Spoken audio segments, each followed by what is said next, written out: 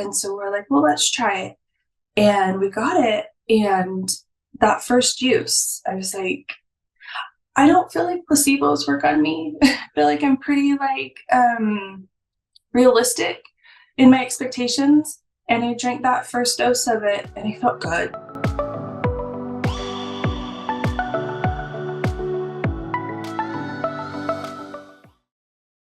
The following is a conversation with a real H2Go user. The views shared here reflect this customer's personal experience with EVOLV H2Go. Please note that this is not medical advice. We encourage you to consult with your medical provider before making any health-related decisions. Well, just so you know a little bit about me, my name is Lauren. I'm head of marketing here at EVOLV. Thank you so much for taking the time to share your story with us. And if you could tell me a little bit more about you, like how you would like us to introduce you to your audience, if it's okay to use your Instagram handle as well. I just go by Heather. Using my Instagram handle is just fine. I put it out there publicly, so if somebody comes across it and finds some information that's helpful, then let them use it too. I'm just starting to dabble more, putting more of what I'm doing for me out there. Before I used it as more of a personal blog to sort through the emotions and everything that cancer brings. I don't know if there's much else about me. I'm a pretty open book. I don't beat around the bush too much. So Awesome. yeah, been diagnosed almost coming up on 3 years. So yeah. Wow, that's got to be quite the journey. Yeah, it's been a wild ride. Yeah. It's definitely an emotional roller coaster. You don't expect, I mean, how could you expect it? It kind of just slaps you in the face. Yeah. And your life changes for good and for bad. So. Yeah, I know. I was looking through your Instagram before the call. Do you want to share a little bit about the story about how you were diagnosed, how you found out? And Sure. Also, I'm really interested to hear if there was anything that made you make the call to go towards those holistic and, other remedies that aren't part of like traditional cancer treatment. Yeah, of course. So I'll start with when I was diagnosed. Well, a little bit pre-diagnosis. I've always been into health and wellness. I love to work out. I loved supplementation, what they do for your body, how your food fuels you. So that was always a big part of my life, was my workouts, was healthy food, cooking a lot. And we didn't even have cancer on the radar. I had been feeling the best I had felt. I was going into my 40s like a boss.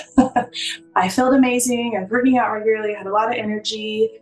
Like I said, cancer wasn't on the radar, but I had been having pain in my breast. We attributed that to, I'd had breast implants and I had gotten them out the year prior because I was showing signs of breast implant illness. So I made the choice to have them out after just having them in for a few years. And they had told me they had done a muscle repair in the left breast. So a year later, I was starting to have pain, more pain, and we thought it was just I needed a revision of that muscle repair. And we went in to see a plastic surgeon, and he said, well, I really want a CT scan to see what's going on in there before we, jump to surgery. So we went and got a CT scan looking for scar tissue, other things, and I got it in December. And we put off finding the results because we were going on a big vacation and we didn't think it was anything major. And looking back, I'm really glad we did hold off on jumping to the results and finding him, so that we just went into that vacation fancy-free, happy, living our best lives, Disneyland with my children, my best friend and her family, and the vacation was amazing. And I think that's exactly what I needed before my world completely changed, because we got home, got through the holidays, and then we called and we're like, hey, what did you find on the CT scan? My husband was friends with the doctor that did it, and he called us that night and said that there were some concerning things in my lungs that showed up on the scan. And he attributed it to having had COVID and called it COVID lung. I think he was being hopeful for our sake, because the next day he reviewed the scans again and called us and said, I need you to come into my office immediately. It was a school day, huge storm of the season coming. And I was like, I am not driving an hour away for him to tell us stuff he can tell us over the phone, because I'm still thinking scar tissue. Right. And he's like, no, you come in, come on my lunch break. I need to talk to you guys. And so begrudgingly, we went in, and I was like, hey, we have to get back by a certain time because the storm is going to be shutting down roads. You know, it could be really bad. And we went out there, and this doctor, I'll say it to this day, he saved my life, because he got us in for the scan a lot sooner, and he fast-tracked everything for us because they saw how far advanced my cancer was. That he personally called doctors, called the cancer clinics and said, get her in now, get her scans, everything she needs to be done, because this is a 41-year-old woman with cancer everywhere. It was on my bones, my ribs, my pelvis, both my lungs, of course, my breasts, my lymph nodes, and fast-tracked everything. Tests that usually took months to get done, I was done within weeks. And yeah, I'm grateful for him for what he did for us. And so we went local, and the first oncologist I met with told me there wasn't a lot they could do for me. Kind of gave up before the battle even started and didn't look at me as a person and the fight that I had in me. And so we left his office, and I said I would never go back there, that I need an oncologist that sees me as a fighter and somebody that's willing to give it everything and gives me a chance. So we now travel to Utah for my appointments, my scans, everything, to Huntsman Cancer Center, because they saw me as a person and they said, this isn't curable, but it's treatable. We can extend your life. And I had a conversation with him there, and they gave me a lot more hope. And I told my oncologist that day, I said, it might not be curable. You don't think you can cure me. Your goal is to just, they had said their goal was to slow the growth. Yeah. And I said, my goal is to cure it and be done. He's like, well, that's not possible. And I said, well, there's statistics for a reason. Somebody has to be the percent that does it. And I said, mark my words. He said, I will be the one that you talk about for the rest of your career, because I will be the one that does this. And that's when I started blending my alternative methods with my medical methods and putting it all together, because I was like, I'm giving it 110%. And if I pass away from this, I will know I left nothing on the table, that I gave it everything I had. I own no regrets at the end of this, because I try everything. So I'm out here doing all of it. That is such a roller coaster. Oh my goodness. My heart goes out to you. And I just have to say, I love your perspective on how you're going to be that percentage who that doctor is going to talk about forever. Never give up. I think that mindset is absolutely amazing. Do you want to share a little bit about how it's been going over the last 3 years? Really good. Really good. Right now I'm a little bit on the down curve of the roller coaster. It's we feel like there's maybe been some growth. We'll find out more in October, but within the start of my taking my medication and starting cancer treatment to my first scan, it was a short window of time, just a few months. And I went from having the cancer everywhere to one small spot in my breast was left.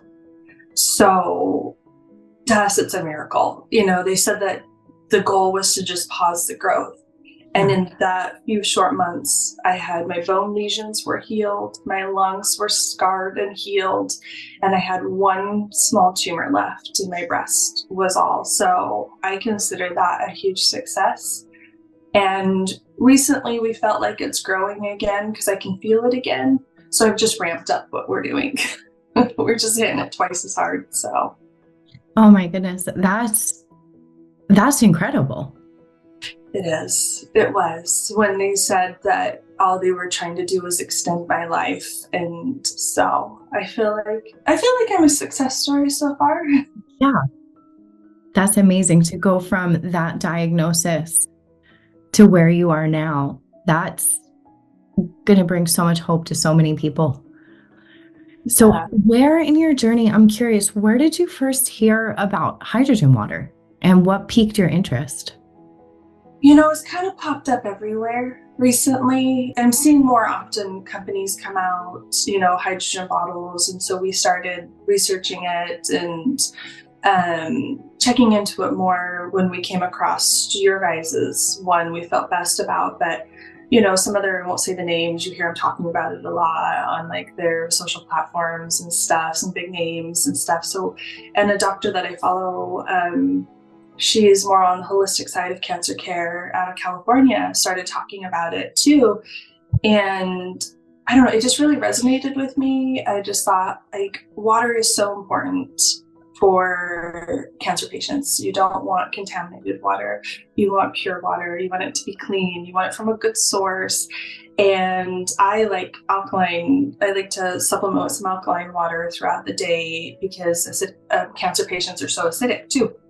So I thought hydrogen water, that, it makes sense. It resonates. And so after looking at lots of companies, we came across your guys's, and we like the third party testing. We like the parts per million. We like the way, it's Japanese made and good products and the size of it. And so we're like, well, let's try it.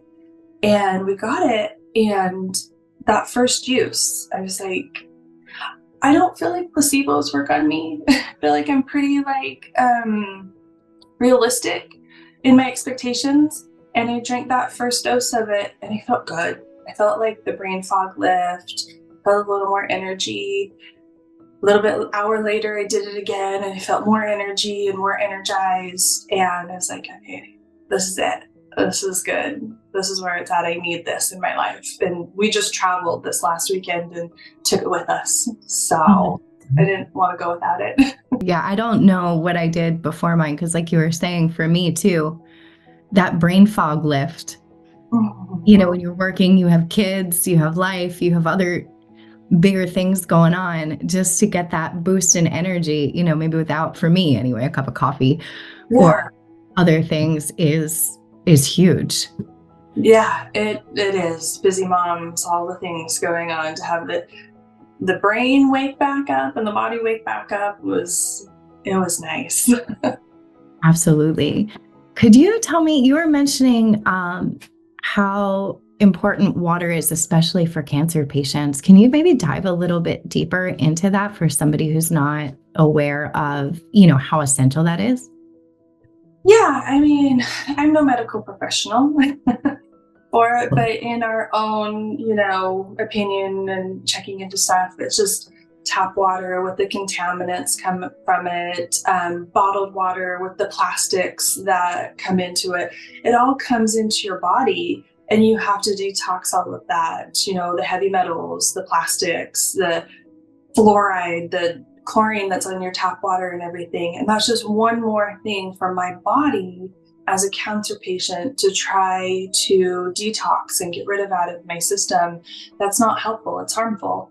And so you want everything you're putting in to be helpful. And so your water is part of that, and staying hydrated and a lot, regular water just doesn't hydrate you as much either as like hydrogen water or water with electrolytes added.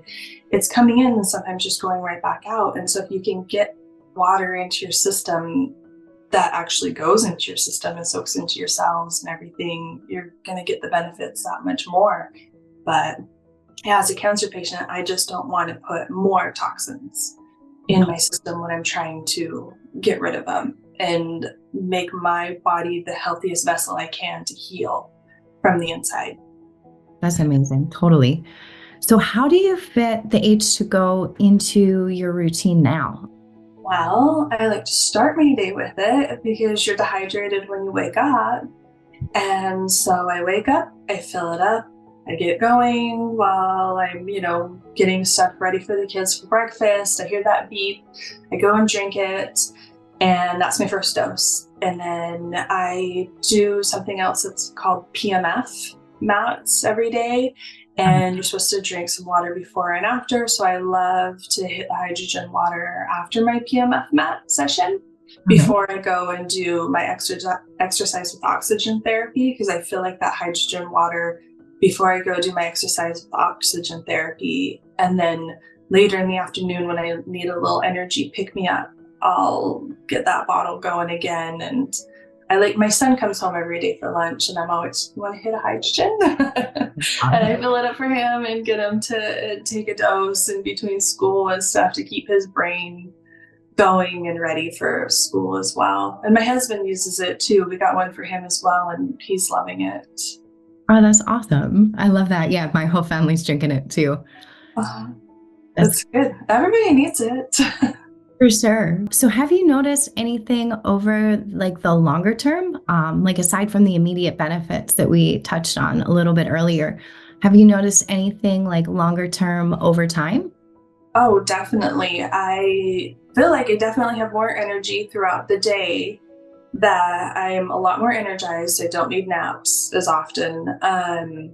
But the water retention, like that's been really nice. And I feel like that helped me lose some of that inflammatory water retention that I was holding on to. And so between the energy benefits, the water retention, the moods, the thinking, I feel like, yeah, it's been good. I have noticed that quality of life has gone up. So energy wise. That's amazing. And just a little side note from my personal experience too, like some of the longer term stuff I've noticed was like my skin texture. Oh yeah. Just from being more hydrated on a regular Mhm, basis. I used to say like I needed a lot more sleep. I mhm. always thought I was on like the 8, 9 hour kind of person. When Yeah. I started drinking my hydrogen water, regularly 3, 4 times a day, one of the things I noticed is I was getting by on, less sleep by like an hour or two every night without even trying. And then that urge for that second cup of coffee later in the day, I would Mhm, forget to have it some days, and I would look at the clock, it would be 4:30. I'd be like, "Oh, well, it's too late mhm. now. Let me drink some more hydrogen water." Yeah, So no, definitely. I agree 100%. Yeah, I don't reach for my second dose of caffeine anymore in the afternoon. I guess I hadn't really realized that I just don't have that afternoon slump anymore where I'm like, I need some more. And so, yeah, that's definitely, especially as moms, we need all the help we can get. totally. So I'm curious if you have anything you would want to say to anybody who's maybe, you know, battling cancer right now in the trenches, maybe just got their diagnosis, or just any message you would want to send to anybody out there, if you could, to maybe share some of your hope and, that amazing perspective you shared about, being the one that defies the norm, because there's always that outlier. Statistically, there's always that, one person who can do it. So I'm just curious if you have any message you'd like to share. Yeah, there's a few people I talked to. I've got this little great community, and I've had people reaching out to me with new cancer diagnosis. And some of the things I usually say is, first off, one day at a time. It's so easy to get wrapped up in the future and the future worries that we just have to focus on getting through today so we don't get so overwhelmed in the what ifs and the oh no's and the, future scares. And second, I tell them, don't ever ask for the statistics. That's one thing I said from day one is I don't want to know what the statistics are, because they get in your head and you think, oh, I only have this amount of time to live. Yeah. And you can start to believe that. And I just said, I don't ever want to know that. I am going to give it all I've got, give it all my fight. And my goal is to be one of the statistics that make it. And if I don't, I know I did everything I could and I have no regrets on the table.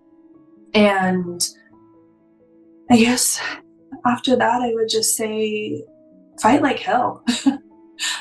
You have nothing to lose, but you have everything to gain. And why not try all the things? If they're not going to contradict something you're actively taking, I would never suggest that. I would never suggest something that if you're choosing chemotherapy, something that would counteract that. But things like hydrogen water, cold plunging, going in the sauna, supplementation to keep your body healthy and strong and those T cells up, why not? Just do it. There's so much to live for, and there's so many good things. So don't forget to stop and look at the good things that are happening too, instead of focusing on the scary. And I guess that comes in time, because at first it's all overwhelming, but eventually you get this new reality where you just have this appreciation and love for life that I didn't realize I didn't have as much before my cancer scare. So look for the good out of the bad too, that it's there. So, but mostly I just tell people one day at a time, because it's so easy to get caught up in the scary what ifs and the future and what it can become. Absolutely. You are an inspiration. And I just want to thank you, on behalf of our whole team here at EVOLV, for taking the time with us today and sharing your story and sharing your incredible outlook. And, I would love to give you a big hug from all of us and just say you inspire us every single day. And I just want to add that for the month of October, we've partnered with an amazing breast cancer charity called Pink Fund, and they fund what they call the other part of the fight, because they believe that no woman should be fighting cancer and also fighting with the bill collectors, or fighting, to pay their rent, or worried about how they're going to keep the lights on that month. So for every Rose H2Go we sell in the month of October, we're giving everyone $15 off, and we're also matching that with $15 as a donation to the Pink Fund. That's awesome. I love that. Yeah, so thank you so much for taking the time with me. It was absolutely amazing to meet you, and I am just so grateful for you sharing your journey. Yeah, thank you. It was nice to meet you guys, and thank you for putting a great product out there. I'm telling everybody because it's really, I can tell it's making a difference, and we got to take care of our bodies. So absolutely.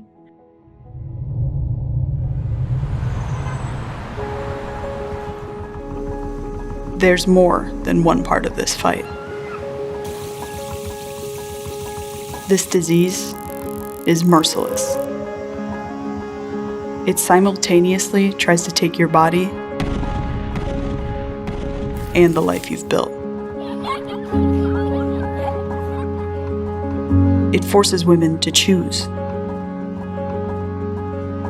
How could anyone choose between their lives and their livelihood? Do I pay for the medicine or pay the mortgage? Can I miss a treatment?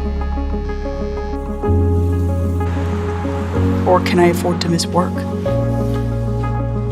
Nobody should have to sit in a chemo chair, worried about how they're going to keep the lights on, or food on the table, or pay the lease on the car. Nobody should. And if we have anything to do with it, nobody will. There are plenty who raise funds for the research, and we thank them for it. But there's another part.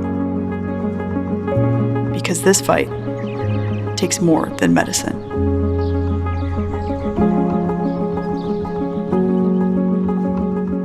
Pink Fund. Real help for the other part of the fight.